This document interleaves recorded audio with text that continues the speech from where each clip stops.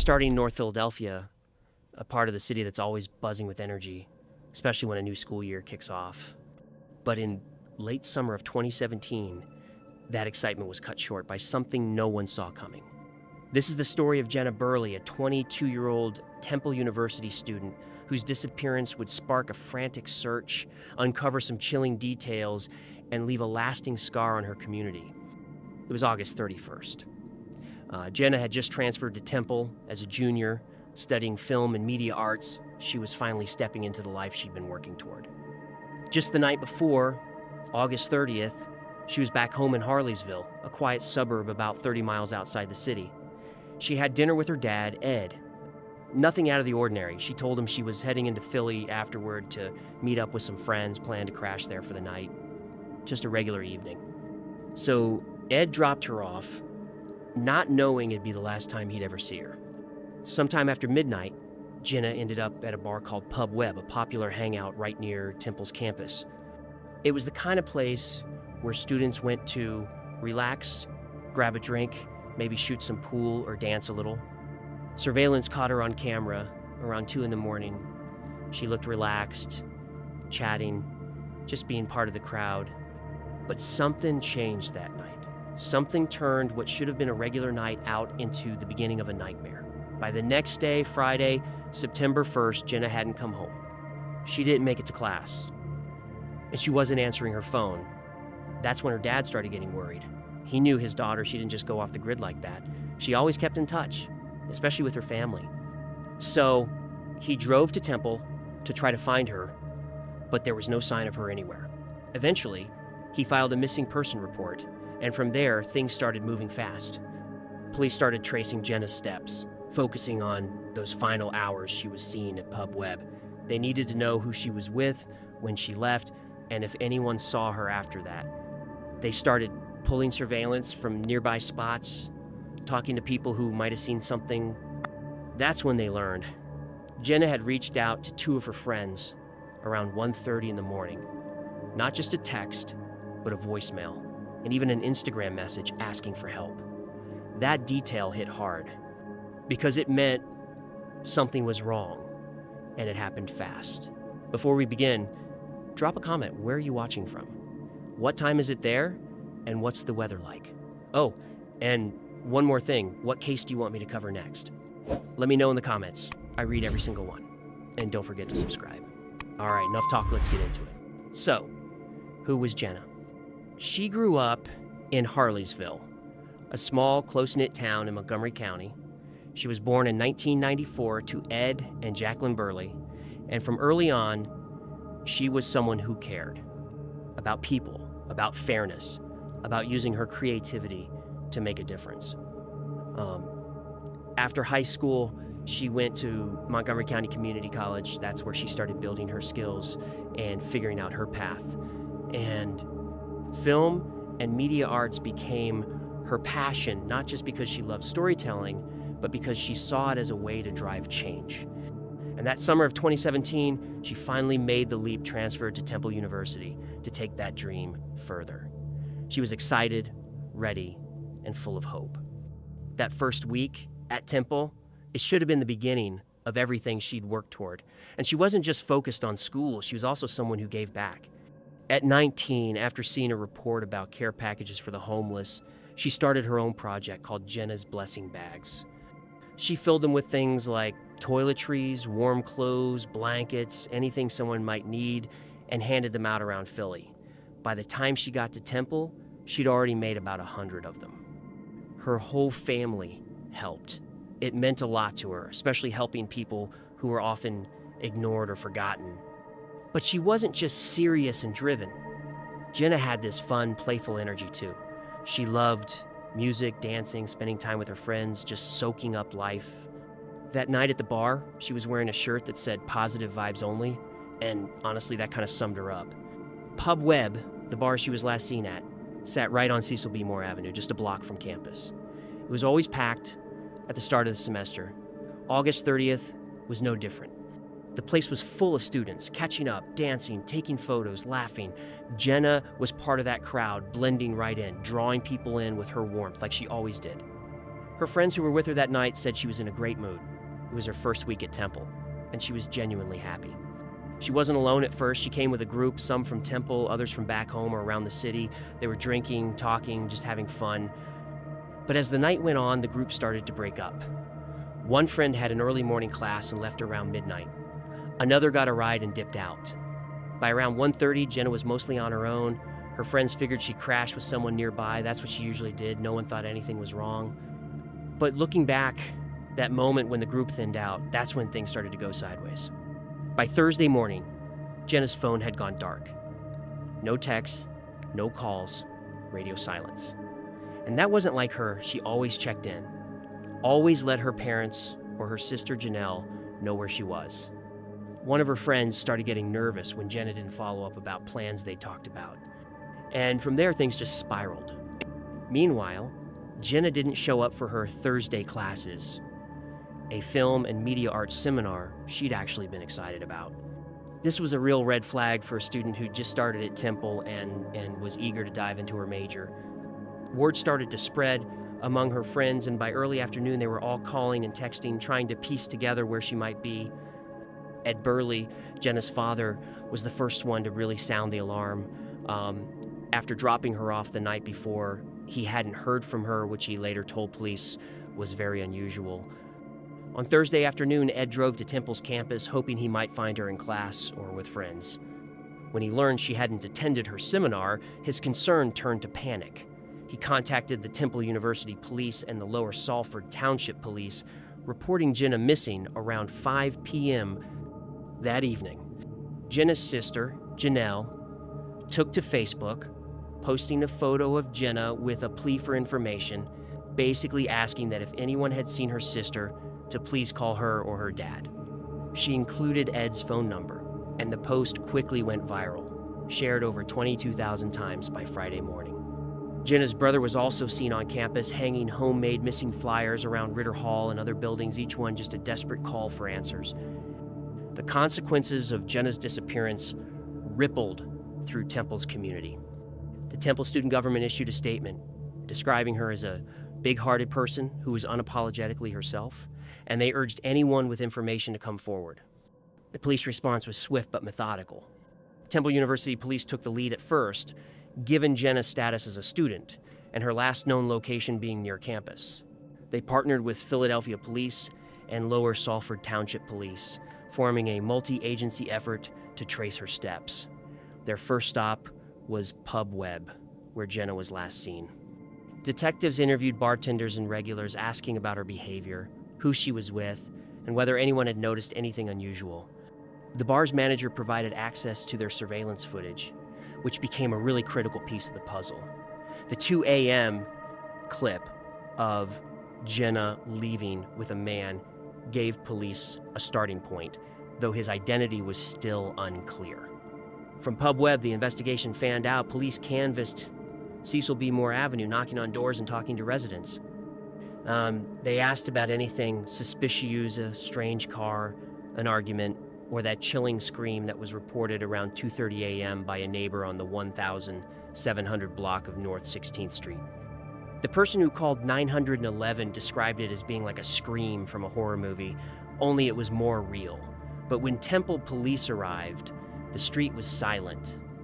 Still, that scream haunted investigators, suggesting that something violent had occurred nearby. They mapped the area, noting its proximity to Pub Webb, just a block away, and began to suspect that Jenna hadn't gone far. On Friday, the 1st of September, the search intensified. The Philadelphia Police's homicide unit joined the effort assigned that investigators were fearing the worst. The FBI was also consulted, given the possibility of a crime crossing state lines. Police returned to Pub Webb's footage, analyzing every frame for clues about the man who was with Jenna. They interviewed her friends, trying to reconstruct the night. Who was in her group? Had she mentioned meeting anyone new? Her friends were devastated, grappling with guilt for leaving her at the bar.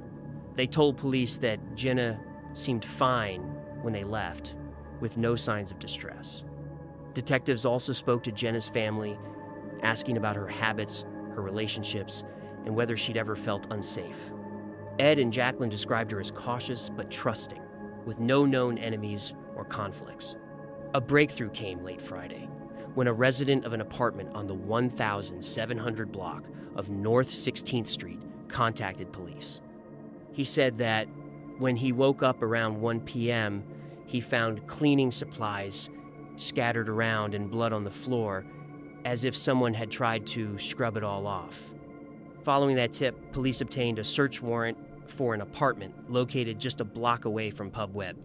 Inside, they found what the resident had described: bloodstains, cleaning supplies, and other evidence that suggested a violent incident had happened there. The discovery shifted the case from a missing person investigation to a potential homicide. Whose apartment was it? Who had access to it? The police were pretty tight-lipped, but the search warrant marked a turning point, focusing their attention on a specific location and a growing list of questions. Police traced a trail from the North 16th Street apartment to a home in Jenkintown, Pennsylvania, which is about 10 miles north of Philadelphia. Why Jenkintown? What connected it to Jenna's disappearance? Detectives were following leads about a vehicle and possible witnesses, but details were scarce. From Jenkintown, the trail led even farther, 140 miles north, to Pawpack Township in Wayne County, a rural area near the Pocono Mountains. This multi-jurisdictional search was unusual for a missing person case, and it suggested that police had uncovered something significant. The breakthrough came on Saturday afternoon, the 2nd of September, and it was as grim as it was unexpected. A man named George Stabilito was doing some routine maintenance on a property owned by his estranged wife in Pawpack Township. He opened a shed on the lakefront lot, and inside he found a blue plastic storage bin, heavy and out of place. Curious, he looked inside and made a horrifying discovery. The body of a young woman, later confirmed to be Jenna Burley, was stuffed inside, her life extinguished by what the Wayne County coroner would later rule as blunt trauma and strangulation. Stabilito immediately contacted the Pennsylvania State Police, who secured the scene. The Pawpack Township property belonged to the grandmother of a man. Police were already questioning a 29-year-old former Temple student with a criminal history. His name was Joshua Hupper, and he'd been on the police's radar since Friday, the 1st of September, when Temple police had spoken to him by phone. Hupper had informed the detective that he'd been so drunk when he left the bar, he had no recollection of who he had been with. According to Philadelphia police, they weren't buying it. Detectives actually arrested Hupper hours before Jenna's body was discovered. So, how did the police connect the dots from North Philadelphia all the way to Wayne County? It started with that North 16th Street apartment. On Friday, Hupper's roommate, Jack Miley, woke up and noticed something was off. Cleaning products were scattered around, and there was what looked like blood on the floor, as if someone had tried to scrub it away. Miley called the police, and when detectives arrived, they found more than just blood. They uncovered a stash of marijuana valued at $20,000, suggesting Hupper was involved in more than just a violent crime. The blood, later matched to Jenna, was splattered across the kitchen, on a futon, and even on gauze and toilet paper, painting a picture of a brutal struggle. This evidence prompted police to widen their search, following leads about a vehicle linked to Hupper that had been seen in Jenkintown at his mother's home on Cloverly Lane. The Jenkintown connection was crucial. Police learned that Hupper had moved the storage bin containing Jenna's body from his apartment to his mother's home, where it remained overnight. Hupper then used a Lyft car service to transport the bin to his grandmother's property in Wayne County, a detail that shocked investigators and the public alike. The Lyft driver, likely unaware of the bin's contents, became an unwitting participant in the cover-up. Police processed a vehicle with a Lyft sticker on Saturday afternoon, confirming the route from Jenkintown to Pawpack Township. This bizarre method of transportation raised a lot of questions about Hupper's state of mind. Was he panicking, or was this a calculated attempt to hide his crime? As police pieced together this trail, they also explored the possibility of other suspects. Hupper's roommate, Jack Miley, was a person of interest early on, given his presence in the apartment and his call to the police about the blood. Philadelphia Police Commissioner Richard Ross noted that they had the one suspect in custody, but they were looking to see if anyone else was involved, emphasizing that Miley's role was still unclear.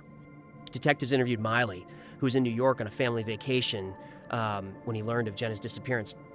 On the 1st of September, at the request of Temple Police, Miley called Hupper, who claimed he was in North Carolina, point one, which was a lie, as he was already in Wayne County. Miley later texted a friend, saying something like, he honestly didn't know what to expect from this kid at this point, which suggests he was pretty uneasy about Hupper's behavior. Witness interviews painted a really complex picture. Jenna's friends, devastated by her death, provided critical details about her final hours. On Thursday, Jenna had reached out to 2 friends for help.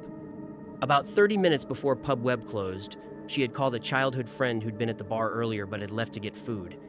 He missed the call, and Jenna left a voicemail. She also sent a text and an Instagram direct message to another friend, both asking for help. The exact reason for her pleas, whether she felt unsafe or it was something else, remains unclear. But these messages added another layer of tragedy, showing that Jenna sensed something was wrong. Her friends, just racked with guilt, told police she'd been in good spirits earlier in the night, with no indication that she knew the man she left with. Neighbors of Hupper's provided some chilling accounts. A Temple graduate student who was living above his apartment testified at a preliminary hearing, recalling a scream around 2:30 a.m. on the 31st of August, just minutes after surveillance showed Jenna and Hupper's entering the apartment. She described it as being like a horror movie scream, only more real. Something she said she would never forget, and she called the Temple police directly. Officers arrived, stayed for about 15 minutes, looked around outside, and then left after finding nothing, decision that was later scrutinized. Another neighbor, Natalie Abulhawa, told reporters that she had known Hupper's for a year and found him persistent, often inviting her to his place. She recalled a night when she nearly went to his apartment alone, but backed out at the last minute, a choice that haunted her when she learned he was the suspect. She said her thoughts were all over the place because she'd just spent a year saying hey to this guy.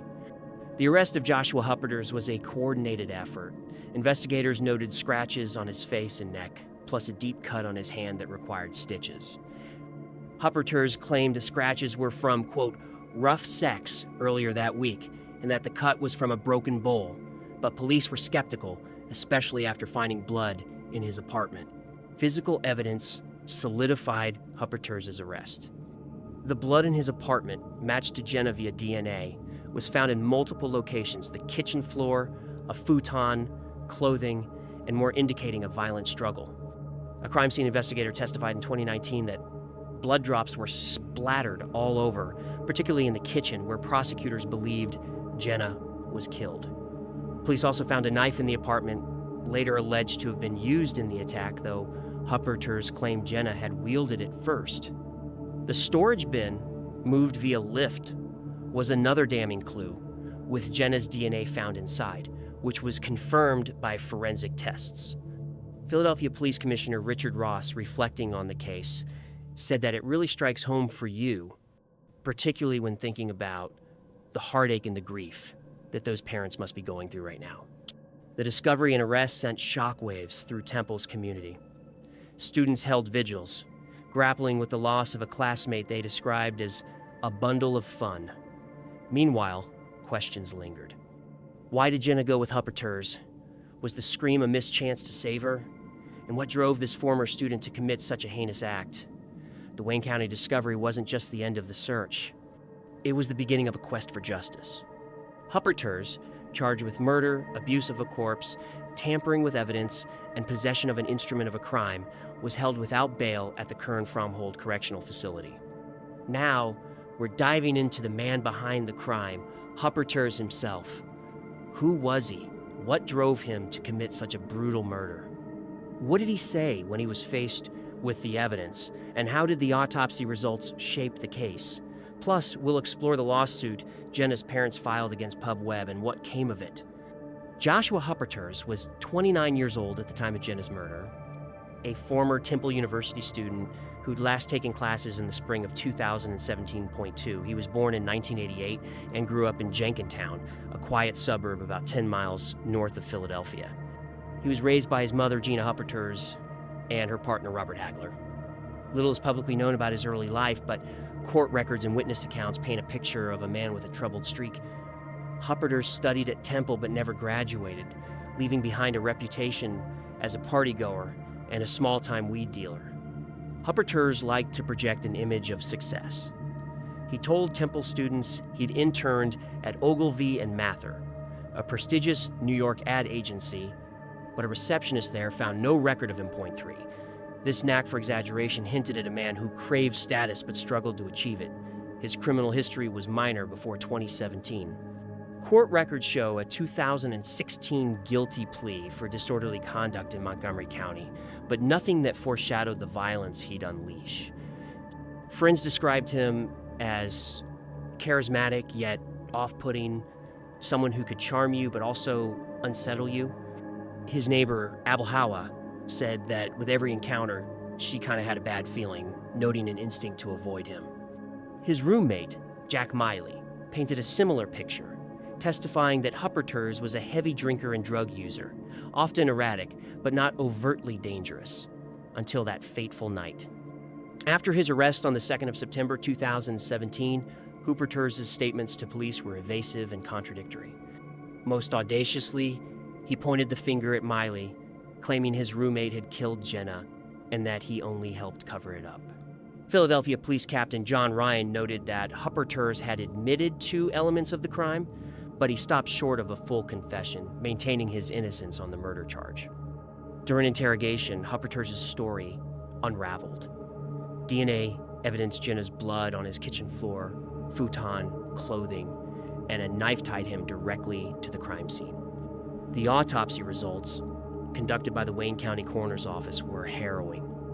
Jenna died from strangulation and blunt force trauma, with prosecutors later specifying that she was punched 38 times, stabbed, and choked for 3 minutes.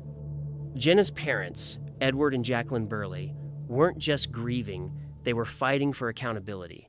On the 20th of August, 2019, they filed a wrongful death lawsuit. The lawsuit targeted Pub Webb's role in the tragedy, accusing the bar of violating Pennsylvania's Dram Shop Act, a law that holds establishments accountable for over-serving alcohol to visibly intoxicated patrons. Point 4, the lawsuit laid out a really chilling picture. It said that bar staff had served excessive alcohol to both Jenna and her killer, ignoring clear signs that they were drunk. Point 5. In just 2 hours, the suspect had downed 9 shots of liquor, enough to fuel a violent outburst. Jenna's blood alcohol content was 0.24, 3 times the legal limit, leaving her unable to defend herself or escape. The Burleys argued that this reckless over-serving was a major factor in the brutal murder that followed. The trial of Joshua Hupper began on the 8th of January, 2019.6. It was a high-profile case, drawing media attention and packing the courtroom with Jenna's family, friends, and Temple students. Over 8 days, the trial unfolded as a battle of narratives, with prosecutors building a meticulous case and the defense resorting to a bold, controversial strategy. The prosecution, led by Assistant District Attorneys Jason Grinnell and Danielle Berkovich, argued that Hupper had committed first-degree murder with deliberate intent. They presented a chilling timeline. Jenna and Hupper met at Pub Webb around 1:38 a.m. On the 31st of August, 2017, left together at 2 a.m. and entered his North 16th Street apartment by 2:11 a.m., according to security footage. Point 7. There, what began as consensual sex turned violent when Jenna refused a specific sexual act. Grinnell told the jurors that she was killed because she had the audacity to say no, detailing how Hupper had beat her 38 times, stabbed her, and strangled her for 3 minutes. DNA under Jenna's fingernails and on a knife matched Hupper's, and her blood was found splattered across his apartment. Grinnell's closing argument was searing. He showed the jurors a photo of Jenna's body crammed into the blue storage bin, emphasizing Hupperter's callousness. Grinnell said that he had treated a human body like it was trash. The defense, led by attorney David Nenner, took a risky approach, pinning the murder on Hupperter's roommate, Jack Miley, a 2017 Temple Kinesiology graduate .8. Hupperter's had pleaded guilty to abuse of a corpse and tampering with evidence on the 8th of January, admitting that he had moved Jenna's body but denying that he had killed her. Nenner argued that Miley, intoxicated from 12 to 15 beers, 6 shots, marijuana, and Xanax, had stumbled upstairs and strangled Jenna to defend Hupperter's during a fight. In his closing arguments, Nenner declared that Jack Miley was the key to this case, claiming the evidence against Hupperter's was pure speculation. The defense's strategy just crumbled. Miley testified that he was passed out during the murder, waking up at 1 p.m. to find Hupperter's cleaning blood, which Hupperter's had claimed was from a fall into a pricker bush, .9. A forensic analyst, Benjamin Levin, confirmed that there was no trace of Miley's DNA on Jenna or in the apartment's blood samples, only Hupperter's DNA. Hupperter's waived his right to testify on the 16th of January, a move that his lawyer, Nenner, later admitted had weakened their case, .10. Ed and Jacqueline, joined by Jenna's sister Janelle and their friends, delivered victim impact statements before the sentencing. Clutching rosary beads, Jacqueline described Jenna as a loving, caring, compassionate, sassy, and passionate person who was just unapologetically herself. She said that all she ever wanted was peace in this world. Ed, with his voice cracking, called Jenna his sunshine, with a beautiful soul, and he highlighted her Jenna's Blessing Bags Foundation, which has distributed over 800 care packages to the homeless. On the 17th of January, 2019, after just 80 minutes of deliberation, the jury convicted Hupperter's on all counts: first-degree murder, possession of an instrument of a crime, abuse of a corpse. And tampering with evidence .11, Judge Bronson sentenced him to life without parole, plus an additional 4.5 to 9 years for the lesser charges, calling the crime outrageous, depraved, and terrible. The Pub Webb lawsuit, filed in August 2019, alleged negligence under Pennsylvania's Dram Shop Act, but its status is unclear. It was likely settled privately. This case leaves us with a haunting question: how do we protect the Jennas of the world, those who shine so brightly, only to be extinguished by senseless violence? Her story is a call to action for safer campuses, for responsible businesses, and for a society that values compassion over cruelty. That's it for our series on Jenna Burley's story. Thank you for joining us on this journey through a case that's touched so many. If this story moved you, we'd appreciate it if you'd subscribe to Checkered Sky, maybe hit the bell, and share this video to help honor Jenna's memory. You could leave a comment and tell us what struck you most, or suggest another true crime case you'd like us to cover. For updates on Jenna's blessing bags or to support the foundation, check out the links in the description. After her death, the Burleys turned this project into a foundation, raising over $50,000 and distributing nearly 1,000 bags in her memory, from Philadelphia to as far away as Canada. Jenna's heart for others left a mark that endures to this day.